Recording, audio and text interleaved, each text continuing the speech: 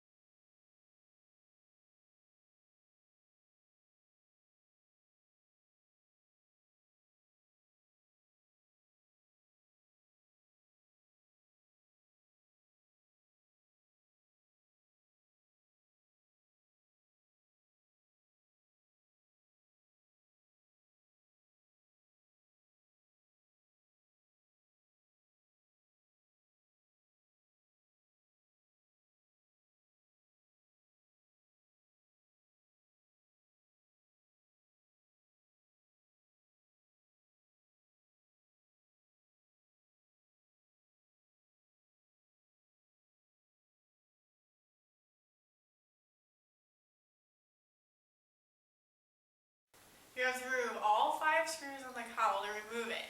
There's 2 on each side under the windshield and there's one in the middle by the vents.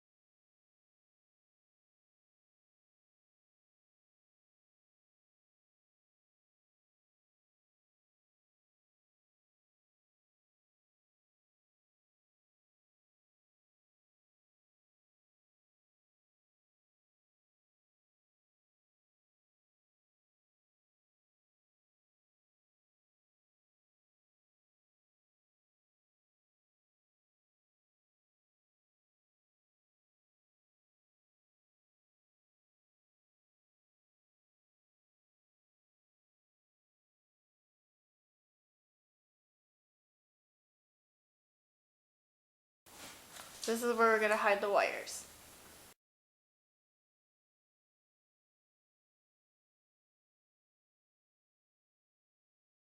We stripped the insulation from the wires, and we just have to crimp on these now. So pretty much right here there's a line. It's a cut pretty much, and you want to take the cut and line it up with the punch. Is it right here? So it makes a taco. And then you crimped it. So you want to make a taco.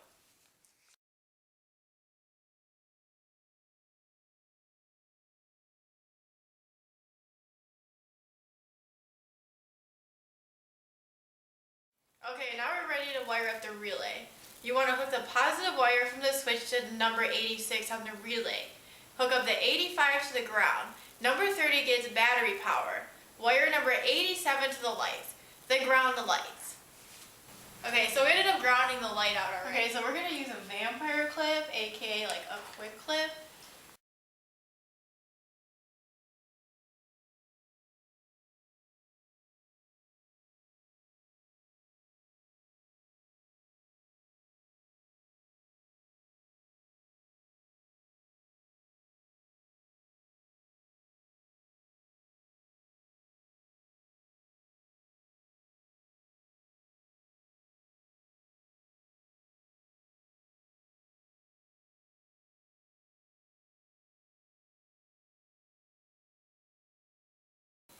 So when both lights get power from the relay, then that is called a parallel.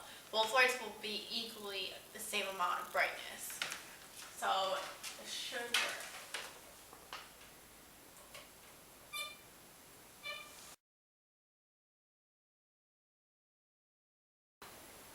Okay, so we grounded out both the lights, and now we ran the positive, which is the red cord, and we're going to plug it into the light.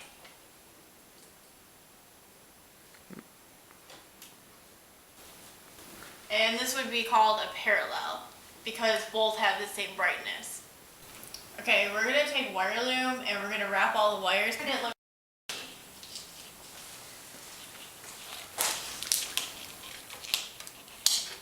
It's good to have small hands.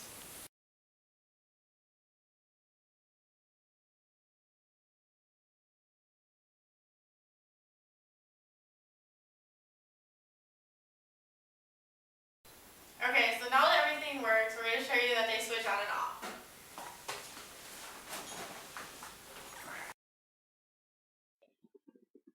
So as you guys can tell by now is that we actually didn't have to film anything with the cab, which would be the switch and the wiring into the cab, because it was previously done when I already had wiring.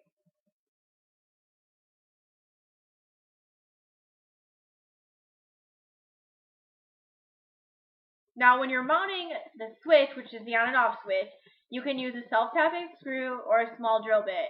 It's really your preference on what you want to use. Now the big kicker and the time-consuming part of that is the wiring. Now you can take it and you can kind of ghetto it and run it out the door and all that. I've seen a lot of crazy stuff, but my preference is to go through the firewall. Because then once you go through the firewall, you can just pop the hood and you crawl back there and it's right there and you can pull it out. Now, the pain in the butt with that is that you have to lay on a weird angle and you have to lay under the just remember when you're doing that is it's going to give you a really clean appearance, and you want a clean appearance. You don't want wires showing. You don't want all that madness of wires coming out of your Jeep. So just if you just put a little time into it, just remember that in the end the time will pay off, because it will look a lot cleaner and people will notice.